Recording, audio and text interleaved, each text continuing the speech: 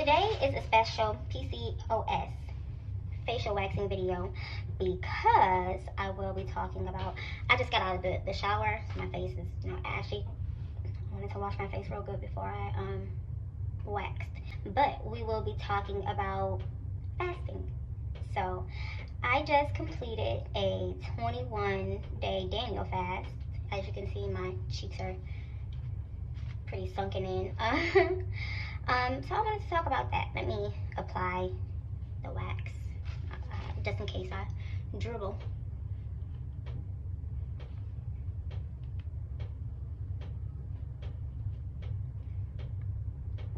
I'm applying the wax in the direction that my hair grows.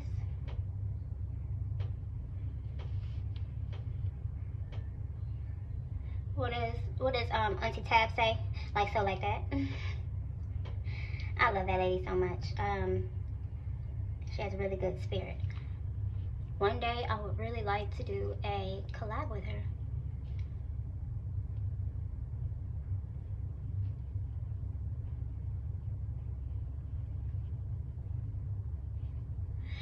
Okay, so I wanted to share with you guys, these are my notes. You can hear me flipping through the pages. So I want to come and share a little bit with you guys, not too much. Because there's also, the personal things that I learned, my experience that to me is just sacred, and it needs to stay between God and I. So I'm going to do that. So yes, I have so many different notes. Okay, here we are. All right. So I started off the Daniel fast by reading the book of Daniel first. And I discovered Daniel 10:3, I ate no pleasant food, no meat or wine came into my mouth, nor did I anoint myself at all, till 3 whole weeks were fulfilled. So what I got out of that, my interpretation was, no meat, no animal byproduct at all, milk, butter, cheese, all of that. Chicken, fish, no animal. So yes, that. And also, of course, no wine. And I looked up a lot of Daniel fast recipes, and a lot of them, to me, from my interpretation, were incorrect. Because it says, the Daniel fast says, he didn't anoint himself. And anoint is oil. So you cannot use oil. And that was my interpretation. That's what I got out of it. So that means I ate raw fruit, raw vegetables. I had raw peanuts, raw cashews, raw pecans, like no salt, no nothing, no roasted, just raw. And then I also had like the raw, not powdered, but raw garlic and ginger and turmeric, like that you have to peel and chop up. I had those. And the raw vegetables, I made a list. So the vegetables were sweet peppers, cucumbers, carrots, cauliflower. The cauliflower was disgusting to me. Beets. They weren't that bad. Beets. Onion. It was onion, sweet pepper, and cauliflower that I had to really choke down. It was so nasty, and it made me feel really sick. Like I had a sick feeling in the pit of my stomach from eating those. So yes, and the fruits were blueberry, blackberry, apple, oranges, banana, pineapple, lemon, lime. The lemon and the lime, what I did was cut it up and I put it in my water, because all you can drink is water, but it says no pleasant food. And to me personally, all I could taste from the lemon and the lime was like the skin, the peel of it, which it gave it like a medicine taste, so it was disgusting. So no pleasant food. Oh, and let me finish this. Mango. I'm not a mango fan. And avocado. I discovered that avocado is a fruit. This whole time I thought avocado was a vegetable. So there's that. Okay, so what was I going to say? Oh yeah, so the no pleasant food. Also in a lot of Daniel fasts, it's like, from what I see with the recipes, is they're giving like vegan recipes. No pleasant food means you're not supposed to add all of these extra, seasonings and stuff to make the food pleasant. So yeah, I had sweet potato, and I did put the sweet potato in the oven to bake it, just to soften it up a little bit, and that helped so that I can, consume it better. But it was also the consistency. It was still thick to me, so I had to choke that down as well. So thank God I only bought, because I don't like wasting stuff. I thank God. And it was my first time ever cooking a sweet potato, so then there's that. So I only bought one to try, and I ate half one day and then half the next day. So yeah, it was really thick. It was hard for me to even swallow it. Started with the book of Daniel. I read Daniel, I read Job after Daniel, and then I read Ruth, and I got 1/3 through Genesis. Uh-oh. Ooh, that hurt. Okay, so I think I turned it back on because it was starting to get too thick, and I left it on too long and I was too ready. So I have to let it thicken up a little bit again. Okay, well, what I did was I read out loud, and it helped me focus better and retain more by reading out loud. The majority of my Bible reading was just it was alone. It was very intimate, just for me and God. There was a few nights where I did read out loud to my children, but that was it. So I just thought of this, all of the distractions that happened while I was on my fast. So, and the first one was, as I was grocery shopping, I was a week into the fast, and I am looking the aisle numbers, and it has what's in that aisle. So I'm walking and I'm looking up, reading, the signs, because I'm looking for this particular, food product. And as I bring my eyes down, my ex situation person is standing right there, like hi, he bumped into me. But the thing is, as I was leaving the house, I felt like I was being watched. And so when that happened, it was first of all, I was dealing with this man for on and off 8 years. But it's been 5 years since we were back on. It was still on and off, but not how it, it was. We were on, and then we didn't talk for a year and a half. We were on for a year and a half, didn't talk for a year and a half, and then been back together, and been together.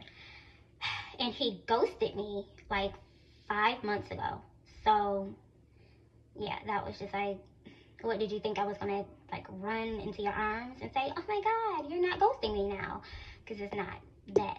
I was really disappointed in his behavior doing me, and he did it at the worst time too.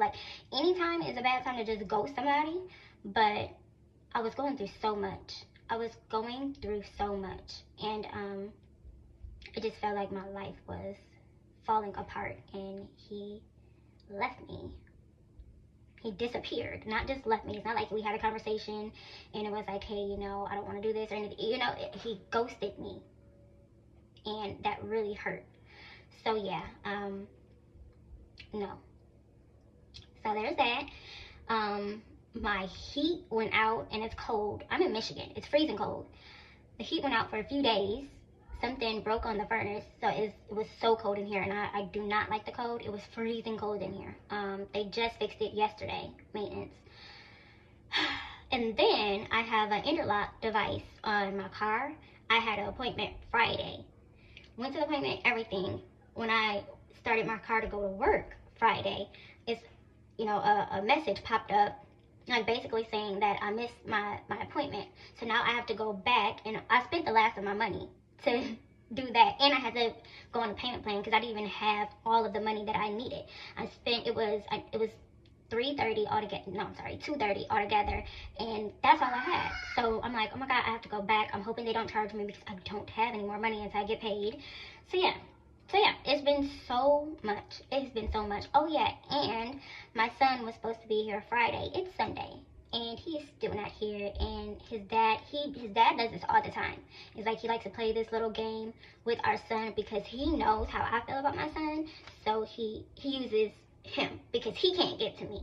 So he uses my son to try to get to me. So I had to tell him today, you know, God doesn't like ugly. You have been doing this. Our son will be 15 on February 14th. You have been doing this all his life. You think it's funny to play with my son. That is my son. But be all on the phone talking about how much you want to get married and how people would be so shocked if me and you popped up and be married. Why would they be shocked? Because all of the horrible things that you said about me? Is that why they'll be shocked?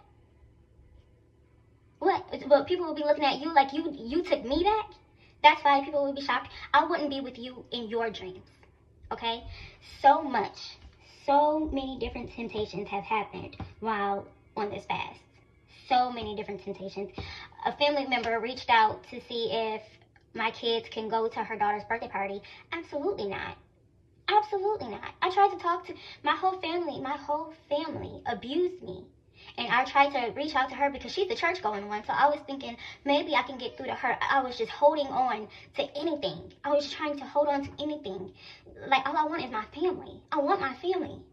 But I want my family to treat me with some respect. I want my family to not sit around and hurt me, and I'm the one that has to swallow everything and sit around these people and act like they're not doing the things that they're doing to me. So I thought that I could call her and talk to her, and all she did was the same thing that they did. The same exact thing that they did. Talk about all of the things that, oh yeah, my mom did do this, my mom did say that, and she was wrong for it, but that's y'all fight amongst each other. When do we fight? What makes it a fight? You're trying to insert me in there so you can justify your mother's behaviors. Me and your mom disrespecting me, and me telling her you disrespect me all the time, and now you're in my house disrespecting me and you need to get out. And this CPS supervisor, a CPS lady who came between me and my oldest son, to the point where my oldest son assaulted me. This same lady, your mother, my sister, has done all of this. She has used her job. She has weaponized her job to interfere with me and my son. And I'm talking to you about it like I've been talking to you about it for years. And just because she says that I'm doing something don't mean that I'm actually doing something. She was disrespecting me, and I told her, you will not disrespect me in my house, and you can go. And she said, I don't have to get the fuck out of nowhere. And I said, huh? This is my house. Get out of my house. Who gonna make me leave? That is your mother. That is not me. That is not me. That is her. So then my niece goes into, oh, I remember when I stabbed you with the fork. I remember when I threw that shoe at your face. But you had to do something to me. You had to. I wouldn't do those things for no reason. No, you did do those things, and it wasn't for no reason. You did it because you seen everyone else treat me that way, so you thought it was okay. You were just doing what you saw everybody else doing. So no, my kids will not be around your kids or you because you're a horrible person, and I'm pretty sure your daughter is going to turn out just like you and your mother and your grandmother. And that's all they do is blame my dad. My dad is definitely not blameless. He is definitely horrible. But they're just trying to take the easy way out because he's the one that's more out. All of them, they throw stones and they hide their hands. He's just out there with it. So it's easier to just put the blame on him. No. And if we're being real, he just be going along with what his mama tell him to do. Let's be very clear about that. I am so sick of everybody. I'm so sick of everybody. I'm like, people are crazy. People are absolutely crazy. But yeah, that has been my experience on this fast. I'm like, so much. But reading the Bible really brought me a lot of peace. Brought me a whole lot of peace.